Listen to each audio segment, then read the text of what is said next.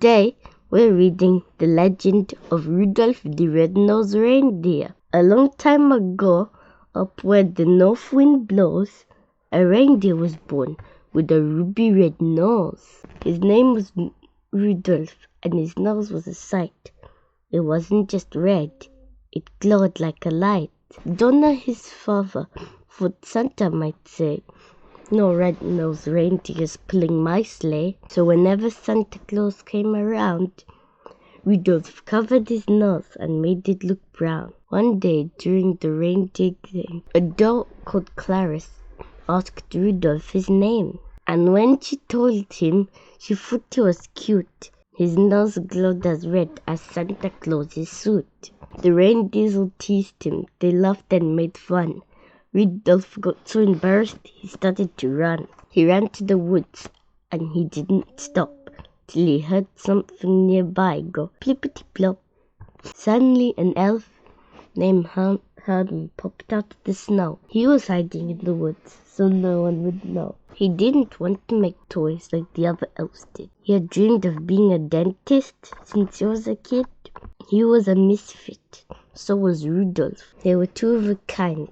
So these new friends stopped to see what they could find. What they found was a creature, a monster, a fiend, the abominable snow monster who was meaner than mean. He tracked them by following Rudolph's red nose. He would watch where the glow was, then go where it goes. Then Yukon Cornelius came around the bend, and the two lonely misfits had found a new friend.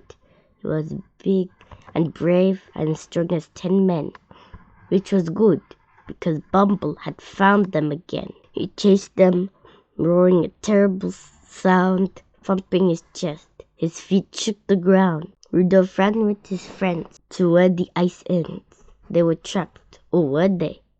Well, that all depends. With the mighty swing of his miner's axe, Yukon whacked the ice, which started some crack. And just as Bumble got to the bay, the ice broke free, and they floated safely away. They floated to the Island of Misfit Toys. Toys that needed homes with good girls and boys. There was an elephant with spots, and a plane that can't fly, a fish bird that swims, a doll with tears in her eyes, a flying king lion, and a Charlie in the box, and a caboose with wheels that were shaped just like blocks. Rudolph promised the toys when he saw Santa again. He'd tell him about the island and come back for them. You see, Rudolph knew he couldn't stay. He knew his nose would give them away. His friends were in danger while he was around, so he left that night without making a sound. But back in Christmas Town, news was grim. Rudolph's parents, and Clarice, went out looking for him. They were gone. They were missing. They had to be saved. Rudolph was sure they were trapped in the snow monster's cave. And Rudolph was right. That's where they were found. Bumble had Clarice in his clutches. Rudolph yelled, "Put her down!" And then Hermey and Yukon arrived in a sled. They took Bumble and dropped down lots of snow in his head. Hermey had to act fast, and before a moment had passed, he pulled out all of Bumble's teeth. He was a dentist at last. Those are oddly shaped teeth. Then Yukon tamed at Bumble. Now he's sweet as can be. So Santa let Bumble put the star on the tree. But they still had a problem that Christmas Eve. The fog was too thick for Santa to leave. Christmas will have to be cancelled, Santa said with a sigh.